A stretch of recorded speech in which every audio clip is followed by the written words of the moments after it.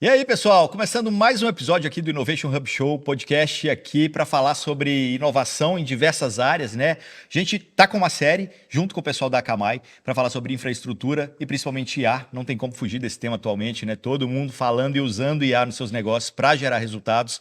A playlist desse projeto da Akamai tá aqui ao lado. Então tem vários insights, várias empresas super legais que já passaram por aqui, empresas líderes de mercado que estão mostrando como que eles estão fazendo as coisas dentro de casa, levantando de fato o capô ali para falar como as coisas estão acontecendo para poder utilizar a tecnologia da melhor maneira, sempre com o objetivo de gerar resultado de negócio. Não é isso, Fernando Certo, meu co-host? Exatamente. Co-host pela 15ª vez, talvez? Quase isso. A gente tem que voltar e fazer essa conta. Mais um prazer. Oh, obrigado, cara. Assim, gente, até né, essa série que a gente começou há poucas semanas, a gente tem brincado muito né, nessa pegada de o que mudou de um ano para cá. Né? Porque um ano em tecnologia é um século em outras contagens de vida de outras maneiras. E a gente começou aí, né, só uma recapitulação rápida aí dos últimos episódios. Começamos falando sobre isso, né, o que mudou, e aí a gente trouxe algumas empresas falando o que elas fizeram nesse último ano, que não seria possível fazer antes, porque não existia tecnologia disponível para isso. Depois a gente foi para o outro capítulo falando sobre pessoas e segurança, como que a gente cuida das pessoas, ou como que a gente escolhe as pessoas para trabalharem dentro desse novo universo e como que cibersegurança está inserida dentro disso. Fomos para um terceiro episódio em que a gente trabalhou, era um episódio voltado para dois clientes de varejo, né? A gente estava com Casas Bahia e Heineken, então como que eles estão fazendo também, né? Tecnologia junto com o negócio, né? Exatamente, principalmente tecnologia andando junto com o negócio. E agora a gente chega numa quarta mesa para poder falar de infraestrutura, porque tem que existir tudo, muita coisa por trás, que é até invisível para o usuário final, para que tudo isso aconteça, né? Para que a gente consiga ter boas experiências com os produtos das diversas empresas. Apresentar o pessoal que está aqui então na mesa. A gente tem aqui ao meu lado o Felipe Boff, que é vice-presidente de Produtos, Tecnologia e Serviços do Banco Mercantil. Prazer ter você com a gente, Felipe. Muito obrigado, o Mercantil agradece o convite, é um prazer estar aqui. Valeu. Sérgio Irazi, CTO do Maicon Consórcios, também prazer ter você aqui com a gente, Sérgio. Prazer enorme representar o Maicon aqui com vocês aí, compartilhar aqui nossos aprendizados. Vamos lá. Fernando Raduns, diretor executivo de tecnologia e pagamentos da Pluxee, também prazer ter você com a gente. Obrigado pelo convite, Igor, um prazer estar aqui com todos vocês. E eu acho legal, talvez, antes da gente entrar no tema mesmo de infra, falar um pouquinho de cada empresa, né? Porque o Mercantil não é um banco comum, não é um banco como os outros. O Mercantil é um banco médio mineiro, como todo mineiro, é um banco mais quietinho na dele. Come quieto. A gente é um banco médio que tem agência ainda, a gente tem 362 agências no Brasil. Nos últimos 6 anos, quase 7 agora, a gente vem numa jornada de mudar o negócio do banco. O banco era um banco de middle market, pessoa jurídica, principalmente mineira e no interior de São Paulo. E nos últimos 6 anos, os acionistas decidiram massificar o banco e tornar ele um banco 50+, que hoje é o público que nós atendemos. Hoje nós temos 10 milhões de clientes e um banco de mais ou menos 33 bilhões de ativos. Bastante. E é legal esse recorde 50+, porque eu acho que quando você vai para CX, para tecnologia... Bom saber que eu estou quase nessa faixa. Aí, ó, pronto. Já abre essa conta. A gente tem bons produtos e serviços para você, pode ficar certo. Boa. Sérgio, falando um pouhinho do Maicon, eu fiquei muito surpreso, que eu tive um contato próximo com o Maicon nos últimos meses, e o consórcio mudou, né, completamente. A minha época, consórcio era para comprar videocassete 24 vezes. Né? Agora, o consórcio virou item de cesta de investimento até. Perfeito, exatamente. O Maicon, ele nasceu com essa pegada já no nativo digital, foi a primeira fintech né, nesse setor, a trazer né, a digitalização do produto consórcio, que é um produto super tradicional. E realmente hoje né, o consórcio ele cresceu muito, é um mercado que já passou de 500 bilhões aí, né, teve um crescimento super relevante e nos últimos tempos tem atraído muito né, o perfil de investidor que agora estão entendendo como realmente de fato trabalhar com essa oportunidade, né? Porque diante da situação econômica do Brasil, né, as taxas de juros, o consórcio eu costumo dizer que hoje ele é um dos dinheiros mais baratos que se tem para você conseguir trabalhar. Obviamente, você precisa trabalhar uma estratégia, um planejamento, né? Mas você consegue fazer isso também utilizando tecnologia, tudo isso de forma digital, né? Para te ajudar nesse contexto. Né? E a gente pode falar mais sobre o aplicativo de vocês, como que vocês têm usado a tecnologia para poder manter esse relacionamento vivo com o cliente ao longo de todo o período, né? Porque, pô, ele tem um casamento com você, né? Exato. 3, 4, e ainda 5 mais anos. que é um produto complexo, difícil, né? Então, toda a inclusão de produtos financeiros, por natureza, ele sempre foi complexo, mas o consórcio tem uma particularidade à parte e tem bastante oportunidade, a gente tem evoluído e vamos continuar evoluindo ainda muito mais. Né? E, Fernando, falando um pouquinho de Pluxee também, é um produto que mudou, não tão recentemente assim, né? Mas todo mundo conhecia ali o Vale Refeição, Vale Alimentação, e hoje você tem um cartão de benefícios que é muito mais que isso. Exatamente. Bom, a Pluxee, ela está há mais de 40 anos no mercado, é o novo nome da antiga Sodexo. A gente fez esse spin-off, esse rebranding há cerca de 3 anos, justamente para poder ter uma pegada mais de digital, uma jornada mais ágil e a digitalização dos nossos produtos. Então, além de oferecer inúmeros produtos relacionados a Vale Refeição, alimentação, Vale Transporte também, uma série de outros benefícios para engajamento dos colaboradores das empresas. Boa. Fernando, você quer começar aí, fazer as honras?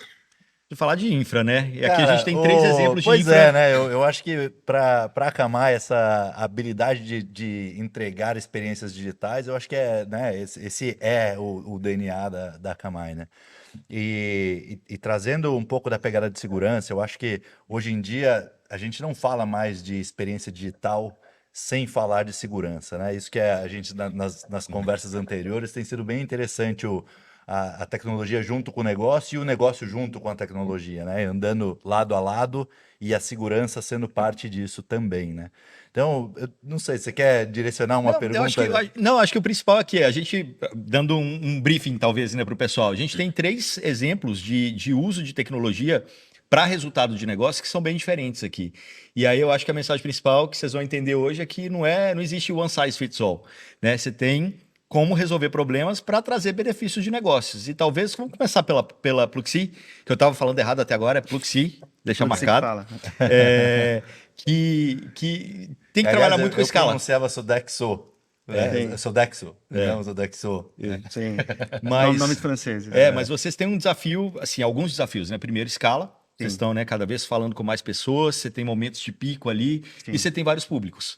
Então, como que você lida com a disponibilidade, como que você lida com a infraestrutura, com a comunicação, com o CX, com tudo isso, quando você tem um mundo desse tamanho, né? Sim. Bom, a gente tem mais de 7 milhões de beneficiários, mais de 150 mil empresas clientes. E justamente temos momentos de pico, que são justamente quando os clientes fazem os pedidos e depois no começo do mês, quando os beneficiários vão começar a gastar utilizar. o dinheiro, né? No quinto dia útil já acabou tudo.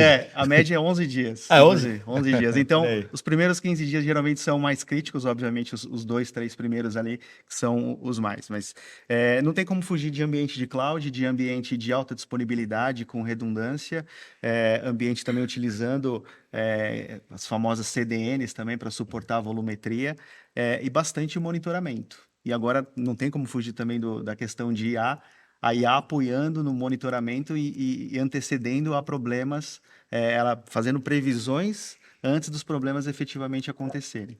E aí a gente começa a ver as diferenças, né? No caso de vocês migraram integralmente a infraestrutura para a nuvem não tem muito tempo. Exatamente. A gente já vinha numa jornada de cloud e há pouco tempo, poucas semanas que a gente virou 100% em cloud. Poucas semanas? Poucas semanas. Olha. Para virar 100%. 100% multi-cloud, né? Multi-cloud. Ambiente multi-cloud, a gente está com os 3 maiores players. Isso foi uma coisa interessante eu vou brincar com cloud, né? Com nuvem, o que eu tenho dentro de casa, mais um pouquinho de nuvem, né? E aí, de repente, é um pouquinho menos dentro de casa e 2 nuvens, né? Sim. E de repente você começa a ver que, cara, cada ambiente tem as suas particularidades e as suas vantagens para o negócio conseguir andar na velocidade que precisa, né? E acaba que não tem mais essa lealdade com uma marca só de nuvem, né? Não tem isso, acaba só complementando, isso acaba vindo com a maturidade também, né? Que você começa a entender qual nuvem é melhor para que situação. Exato, acho que cada uma tem as suas peculiaridades. A gente também vem de ambiente multi-cloud por conta de aquisições de empresas que a gente fez, mas o driver principal, quando a gente vai construir, a gente tem um player preferido, um player escolhido para novos desenvolvimentos, mas o ideal é que todos os novos desenvolvimentos eles sejam um famoso agnóstico de cloud, que você consiga depois migrar de um ambiente para o outro sem maiores problemas. Sérgio, falando de Maicon, já nasceram digital. Exato. Aí é outra pegada. Apesar de ser startup, a gente brinca, né? Os legados viram que você produz hoje vira legado amanhã no dia seguinte. A gente falou sobre isso, né? Inclusive, tipo, teve uma provocação legal da CTO do Zé Delivery no primeiro episódio dessa série. Ela falou exatamente isso, assim, a provocação dela para a equipe dela é, olha, você está seguindo o processo aqui. Se você tivesse que abrir o Zé Delivery hoje, esse processo seria desse jeito? Tem alguma coisa que não seria desse jeito? Então tá errado, começa faz o processo de No novo. caso do Michael, né, assim, ela cresceu, como toda startup, ela nasce de um modelo, ela vai evoluindo, né? E hoje a gente, naturalmente, dados os legados, praticamente trabalho com 3 grandes camadas, né? A computação em edge, na borda, né, que a Kamai conhece muito bem, né, domina essa tecnologia também. A nuvem tradicional, né, um aparato de integrações, dados, tecnologias, e uma VMware, dependendo de um serviço que eu não preciso ter todo esse recurso, porque na linha de investimento, né, nosso papel de liderança é fazer boas escolhas que você não sempre usa, né, dá o mesmo tiro para tudo, né? Você precisa entender aquilo que faz sentido, né, o que gera valor, que gera eficiência para a companhia e para as operações, né? E aí, nesse mundo de IA, né, a gente está falando de nuvem o tempo inteiro. E aí eu me surpreendi, não me surpreendi, mas eu achei curioso, né, a solução do Felipe dentro do Mercantil, que quem é mais antigo aí do mundo da tecnologia lembra dos mainframes. Exato. E vocês estão com eles até hoje e Olha, vendo valor aí nessa infraestrutura. A gente vê muito valor. Ano passado, o Mercantil foi a empresa que lançou a nova máquina da IBM aqui no Brasil. Então, nós participamos do desenvolvimento da máquina nos Estados Unidos, tivemos a oportunidade de ser o primeiro a adquirir ela e o primeiro a implantar no Brasil. E a nossa abordagem, a gente é multi-cloud, mas a gente tem um preferido mesmo, assim, a gente tem um preferido que foca o desenvolvimento nele, faz tudo nele. A gente tenta ser agnóstico na medida do possível, mas a gente não nega a parceria que a gente tem com o player que nós escolhemos, é uma parceria de longa data. E para nós ela era muito estratégica, porque nós sempre tivemos a visão que nós iríamos continuar usando os mainframes por alguns anos. Migrar legado, para quem passa por isso, tem seus trabalhos, e migrar core bancário legado, e aí tem alguns grandes bancos no Brasil que já tentaram fazer e tiveram seus desafios, é um trabalho significativo. Nós queríamos evitar isso e nós entendíamos que os nossos legados, eles não eram o gargalo da entrega. O gargalo da entrega era a conectividade desses legados com sistemas novos. Então nós mudamos nosso protocolo de dados, integração de dados, a gente foi para Change Data Capture e depois Snowflake, e nós mudamos a maneira que o mainframe ele não é mais desenvolvido como uma tela, ele é desenvolvido como um web service. E aí o mainframe, nós desenvolvemos junto com o player de cloud que nós temos, uma conectividade direta do mainframe na cloud. Então os nossos mainframes estão dentro do data center do provedor de cloud, conectados direto à cloud, e aí tudo roda como se fosse uma LAN. Então a gente não tem problema de latência, que é uma das coisas que em mainframe machuca muito. E antes disso, tem uma história bacana que é, quando nós decidimos fazer essa tecnologia, nós não tínhamos como mover os mainframes para dentro da cloud nos primeiros 2 anos, nós cavamos 2 buracos de Belo Horizonte até São Paulo para ter o cabo nosso, a fibra apagada era nossa. Nós cavamos para ter domínio sobre a conectividade para conseguir usar a cloud mesmo sem estar dentro do data center da cloud. Agora a gente já não precisa mais, mas no passado até isso foi feito dentro do Mercantil. Curioso. E aí é só a velocidade da luz mesmo, né? A velocidade da luz e os contornos que a gente tem que fazer em algumas fazendas, nos postes, numas pontes. Assim, nunca é necessariamente 2 retas exatas, né? Então, tem alguns desvios que são feitos, mas quando a gente tira a latência da comunicação, a gente vê o quanto a perspectiva de escala da nuvem versus a capacidade de processamento do mainframe em cima do processador MSU, do CP, o quanto a gente consegue escalar. Assim, as 2 tecnologias elas têm um poder muito bom. Para nós, a gente tem uma boa gestão de custo, a gente entende que isso está bem dominado. A perspectiva da cloud de TCU, ela tem uma correlação boa para nós, e a escala da cloud é muito boa. Tanto a escala para crescer muito rápido, quanto para diminuir muito rápido quando é necessário. Essa conversa está muito técnica para mim. Vamos tentar facilitar a vida para o pessoal que está assistindo também. Quando eu falo de uma infraestrutura que tem menos latência dentro de uma estrutura de banco, mas com um mainframe que tem os fãs de mainframe até hoje, né? Talvez seja ali uma guerra entre mainframe e nuvem até hoje, você ainda tem os 2 defensores. O que muda na usabilidade do cliente, assim, quando você aplica essa abordagem? No cliente, o que muda é acessar a tecnologia mais rápido. Quando uma tecnologia é lançada na cloud, ela está rapidamente disponível ao cliente. Mas o que muda para a empresa é muito grande. Porque se uma transação sai de 20 milissegundos para 5 milissegundos, isso é menos que um piscar de olho, o cliente não percebe isso. Agora, quando você multiplica 1 milhão de transações por dia, que diminuem isso, imagina quanto de luz deixa de usar, quanto de capacidade de processamento, quantas mais transações podem ser processadas no mesmo ambiente. Então, a condição de escala ela melhora demais. Então, a mesma capacidade de infraestrutura pode processar muito mais. E isso, para o cliente, é percebido ao todo como uma melhor experiência, mas não unitariamente diariamente em cada transação. Tá. E aí você falou também de conta, né? No final do dia ali, o gasto com esse tipo de coisa. A gente conversou, né, Fernando, em outras gravações aqui sobre gasto com token, o tanto que, beleza, o custo disso diminuiu bastante, mas a demanda pela infra aumentou bastante. Então é uma conta que vocês devem estar vivendo no dia a dia aí também, né? De como equilibrar isso, assim. Vou liberar LLM para todo mundo usar à vontade e de repente o cara está gastando um monte de token ali desnecessário. Como que vocês têm lidado com isso para poder equilibrar as contas? Olha, é interessante e curioso esse tema. Até foi uma fala recente do Satya Nadella da Microsoft sobre o paradoxo de Jevons, que diz que quanto mais barato uma tecnologia, mais ela vai ser utilizada ou qualquer outro recurso. E acho que na IA não tem sido diferente. Conforme o custo vai sendo barateado, o custo de token, a disponibilidade dos planos, mais é o uso da própria tecnologia. Então, precisa ter, sobretudo, governança sobre IA, né? Muito importante você ter formas de mensurar isso, esse mundo novo que está todo mundo vivendo, está todo mundo entusiasmado, mas você colocar limites ali para você conseguir tatear e entender para onde que as coisas estão indo, senão realmente a coisa sai do controle. Muito bom. Só complementando, né, assim, talvez um exemplo prático, assim, para elucidar essa conversa sobre essa gestão de tokens, né?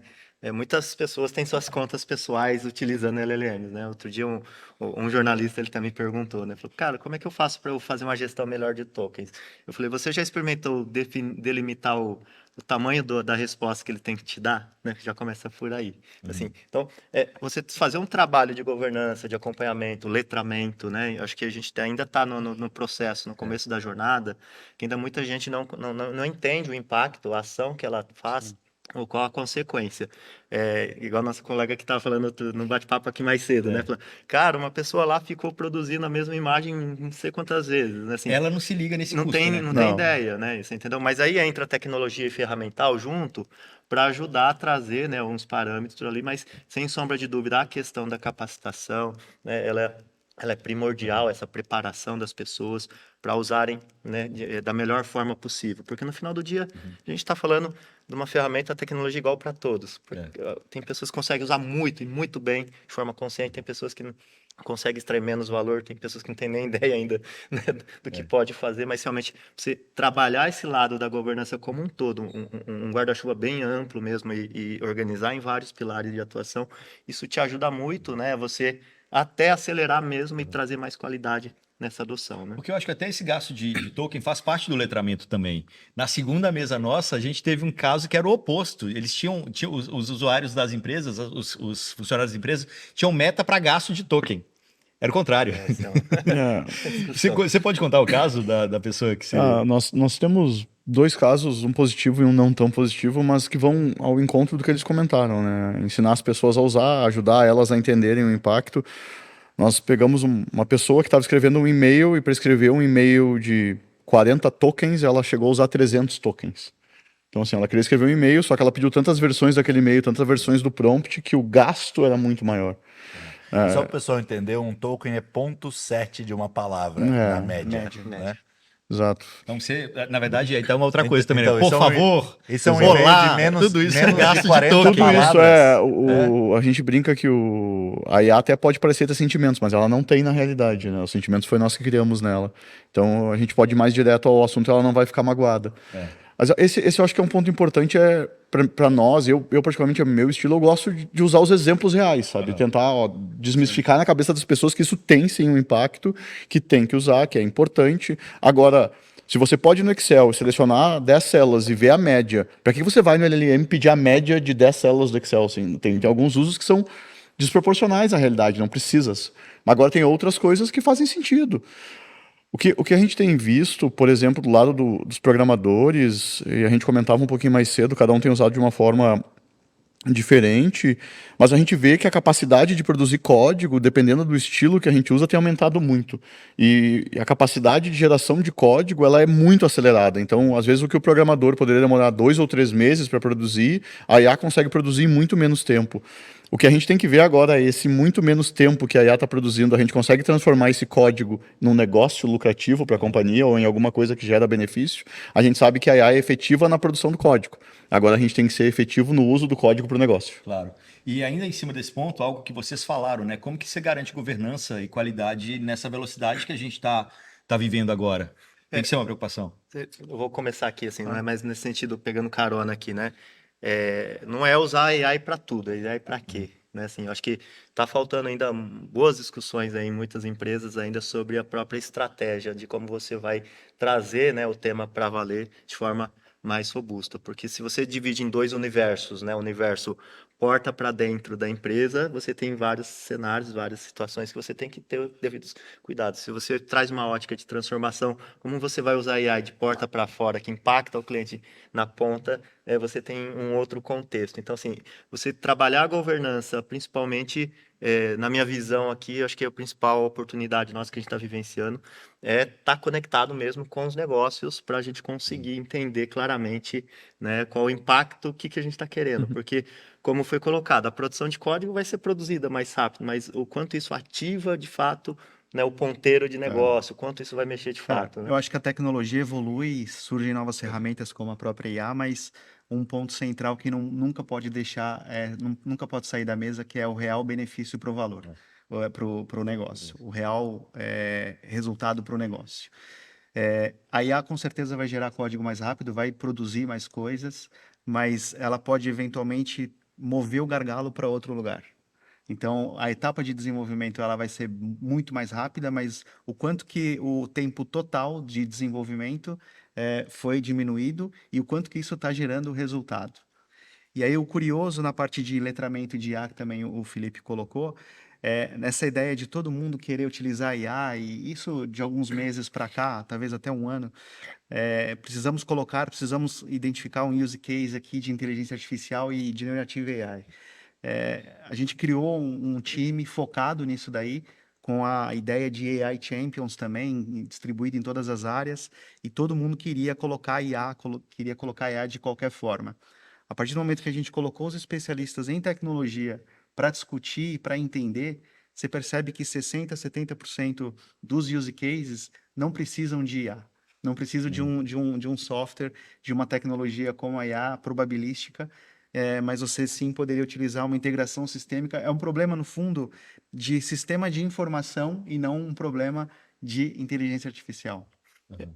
Só um complemento rápido aqui nessa questão da governança, né? Assim, o desafio é você conseguir conectar, né, nessa visão mais ampla de governança, todos esses pilares, né?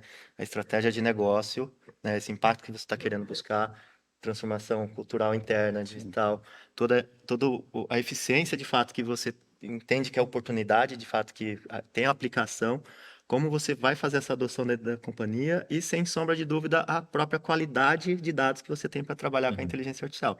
Porque o que a gente se vê, né, por aí, assim, você quer ter fracasso num projeto de inteligência artificial se você não tem uma base de qualidade de dados, sem sombra de dúvida, né, para você realmente ter o melhor sucesso. E a única certeza que você vai ter nessa agenda é que vai dar algum problema. Então, a governança, como é que você discute essa governança para você tratar, né, os pontos críticos que é de acordo com o apetite de risco de cada companhia, de cada business. Sim. Então, assim, a adoção da AI, ela também está ligada diretamente à sua atividade e seu porte ao risco. Então, uma empresa de saúde é diferente, uma empresa financeira é diferente, uma empresa, né, cada um tem seus pontos, suas sensibilidades, e essa governança de quando você conecta todos esses pontos, né, te ajuda a tomar melhores decisões, investimentos e aceleração ou não, como foi colocado aqui, mais de 60% talvez dos projetos não precisariam ser feitos com AI. Né?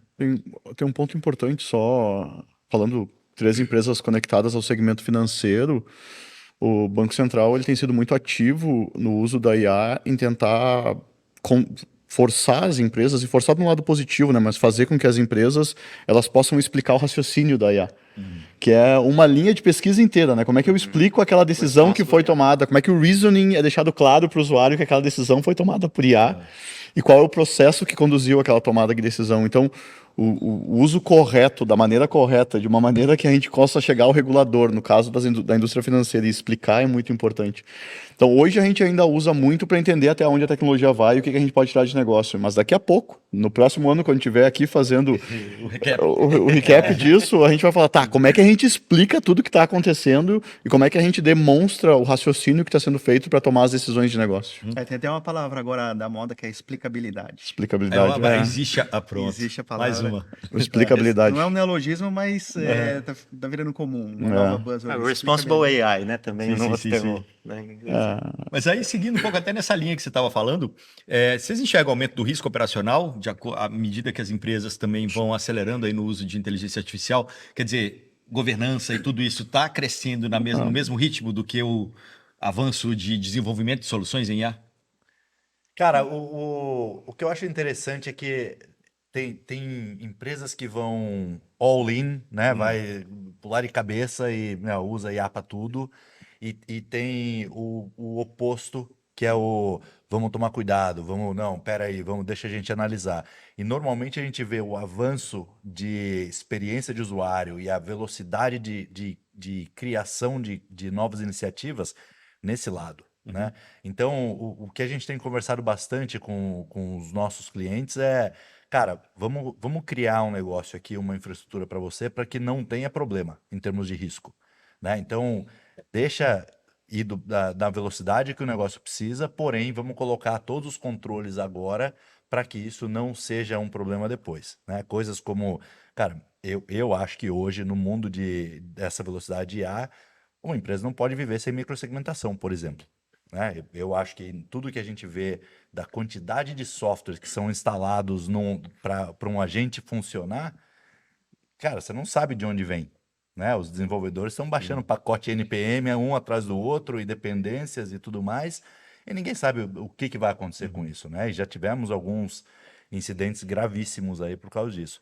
Então cara, a gente está preparado para estar nesse mundo aqui de vamos incentivar e vamos correr o mais rápido possível, ou a gente tem que colocar todos os controles e o entendimento do risco desse mundo agora para que a gente possa transferir para, né, pular a cerca para o outro lado aqui. Não, perfeito. Eu acho que aqui a gente está com 3 pontos principais aqui nessa nossa conversa, né? A gente começou falando que one size doesn't fit all, né? Tem 3 possibilidades diferentes aqui de abordagem. Depois a gente falou um pouco de como olhar para dentro de casa e organizar a vida, trabalhar a governança para poder conseguir desenvolver. E tem a terceira parte, que é como que eu trago o resultado para o negócio. Tem que sempre trazer resultado para o negócio. E a gente tem falado em todos os episódios, né? Perguntado para cada um dos convidados o que vocês fizeram esse ano que vocês não teriam condição de fazer até o ano passado, por conta das novas tecnologias que surgiram. O que veio de projeto novo? O que vocês conseguiram oferecer em termos de resultado de negócio e que vocês consideram legais, assim, dentro do monte de coisa que eu imagino que vocês devam ter feito ao longo do ano todo? Olha, acho que o case mais emblemático que a gente tem é de uma reescrita de software legado, né? Uma empresa que está mais de 40 anos no mercado, tem sistema ali, talvez não tão antigo quanto um mainframe de mais de 50, mas tem coisas antigas. E você conseguir reescrever um sistema legado que, sem brincadeira, há 2 anos atrás a gente levaria uma jornada de talvez e não outros só isso, 2 eu ou acho 3. que todo mundo ia pensar, putz, eu vou mexer com isso agora, né? Larga para lá, Exatamente. vamos construir do zero. É um problema do próximo CEO. Exatamente. O CIO, o CTO, o próximo. Exatamente. Então, jornada de modernização, reescrita de sistemas legados que antes eram inviáveis. Você hoje consegue passar dentro de uma IA, de uma LLM, um código todo legado, ele te reescreve todas as regras de negócio, te traz clareza para você conseguir montar uma stack, um harness, para você colocar numa IA e executar e reescrever esse sistema. em porções pequenas, de forma controlada, mitigando o risco, porque IA é aquilo, ela vai acelerar aquilo que você está fazendo, independente daquilo que você planejou. Se estiver errado ou se estiver certo, ela vai acelerar. E aí que vem o risco, né? E aí- A velocidade a gente sabe que vai ser Exato. mais rápido. O problema é a Se do lado direção. pro- se tá indo na A direção certa. Exato. E aí, resultado de negócio disso? Ó, a gente está colocando um sistema que ia demorar bastante tempo, com alta disponibilidade e mais velocidade para o cliente, mais novas funcionalidades, uma melhor experiência para os clientes. E da porta para dentro, menos retalho, né? Com certeza, menor custo também. Boa. Sérgio, do seu lado. Você é novinho, isso é novo. Uma coisa que eu acho que entra nessa conta é o custo de manter Exato. tecnologia antiga. Verdade, Né? verdade. Porque você verdade. começa a perder desenvolvedor, cara, não tem mais até terceiros que vão manter aquilo para você. Né? Uma hora, se o você tem software, coisas ele é- antigas, Sim. cara, uma hora você não consegue mais contratar gente, né? E aí o valor Aham. daquele cara que é o especialista naquilo que você manteve, o custo é astronômico. E você tá confiando em um cara, né? Sim, O software é um ser vivo e deteriora. verdade. Conforme vai passando o tempo, vai ser difícil, mais difícil de manter, mais pessoas. Cada nova manutenção gera muito mais risco e é muito mais cara. Perfeito. Sérgio, do seu lado, último ano aí, o que teve de novo? Cara, mesmo a fintech, né, nascendo num conceito nativo digital, a gente sabe como funciona na prática, né? Você cuida primeiro da entrada, né, do processo de venda, mas depois o pós-venda ele vai ficando, Sim. né, em segundo surgindo, plano na priorização. Acho que é igual em todas as companhias, né? Acho que os grandes ganhos aí, de fato, né, quando a gente traz, né, o uso da adoção da inteligência artificial, você consegue aplicar ela no início da cadeia de venda, no meio e no fim, mas para o mercado de consórcio, sem sombra de dúvida, nesses momentos atuais, o grande valor é você olhar, né, a experiência da contemplação, que sempre foi um processo muito burocrático, né, com papéis, documentações, até você ter o crédito, o dinheiro disponibilizado na conta, né? Então esse foi um grande ganho ali nesse processo de automação de inteligência, de documentação, identificação, né, para a gente evoluir, e também no próprio processo de cobrança, né? Então, de novo, né, quando você coloca na esteira, né, de processo do que está sendo priorizado, né, o padrão do mercado, né, venda, né, atendimento, né, e depois o pós-venda e todo o processo, e depois o churn e a cobrança. Então, meio que a gente foi seguindo nessa lógica também, né, assim, investir muita tecnologia na aquisição 100% mar aberto, e aí vai para o processo, né, de venda, de fechamento, atendimento. Então, esses ganhos principais, de fato, está sendo nas operações. A gente está em processo de evolução, né, porque no final do dia, acho que a nossa vida executiva aqui resume em resultado, receita, venda, custo de servir, eficiência. Tá? Então, assim, e trazer essa tecnologia ajuda a gente, de fato, né, a mexer esses ponteiros. Obviamente, cada um com os desafios diferentes, né, complexidades diferentes, mas, sem sombra de dúvida, esse é o potencial aqui que a gente está explorando, né? Perfeito. Felipe, acho que você já trouxe logo de cara, né? Logo no começo, o seu grande feito do ano, né? Se eu puder pegar o exemplo de consórcio, a gente não repara, né? Mas consórcio, o mesmo cliente, ele muda de papel. Porque ele começa como investidor e depois que ele é contemplado, ele vira devedor. Exato. E A figura muda. é uma mudança de figura, que tem uma mudança de documentação, uma mudança de comportamento. Verdade. Inclusive uma mudança de exposição física dele, né? No começo ele não está exposto a nada, depois ele está exposto, o bem Exato. dele está exposto. Bem Então, colocado. assim, o processo, a fricção do processo ela é muito grande, e ela é muito grande em diversos outros negócios também, mas no consórcio o uso de IA para talvez fazer o soft landing disso é muito bacana a Transição, abordagem. legal. Eu vejo três cases que a gente gostou muito, assim. A gente estava fazendo uso de Code Assist para desenvolvimento, a gente chegou a conseguir 15% de performance. Aí depois a gente mudou para SDD, que é Spec Driven Development, a gente conseguiu 40%, aí agora tendo agentes por função e agora agentes por família de negócio e função. A gente ainda não sabe se isso paga a conta, tá? Assim, eu sei dizer assim, o código é legal, é bonito, mas a gente não sabe se, isso aqui dá dinheiro, eu não sei dizer, funciona. eu não sei se dá dinheiro. Volta e vai. Mas a gente tá fazendo, assim, tem algumas coisas que é profissão de fé, a gente vai lá e bota dinheiro, bota fé até achar a solução. E os outros dois negócios bem práticos, um que a gente fez que a gente tem bastante orgulho, a gente consegue escutar a ligação para os casos que a gente ainda tem clientes ligando, e durante a ligação a gente consegue dizer para o atendente o que ele não fez que ele deveria fazer naquela ligação. Você não fez isso ainda, faça isso. Esse cliente parece estar brabo nisso. Ou o cliente mencionou alguma coisa que o atendente tinha que ir lá no CRM para procurar o dado, agora a IA já busca o dado e bota na telinha para ele assim, enquanto está rodando isso. Isso foi um negócio legal, feito com IA. E o último caso, tem uma coisa que a AI é muito boa, que é comparar conteúdo, né? A gente tem um conteúdo de leis, por exemplo, e a gente tem um outro conteúdo de questões jurídicas. A gente pegou e colocou IA em processos jurídicos e nele nós conseguimos muita escala. Tanto em contratos quanto na parte de gestão jurídica, a gente conseguiu muita escala. Então, esses 3 casos são casos bem perto do coração. Esses 2 que eu citei de negócio, tanto jurídico quanto da ligação, esse nós contamos o token, nós contamos o dinheiro do negócio. Esses 2 deu dinheiro, tá? Tem que gerenciar o token, não dá para ser o token infinito, mas dado que nós gerenciamos o número de tokens, a gente ganha dinheiro. Perfeito. Bom, pessoal, estamos caminhando aqui para o fim da nossa conversa. Tem algum último ponto que vocês gostariam de trazer para a discussão?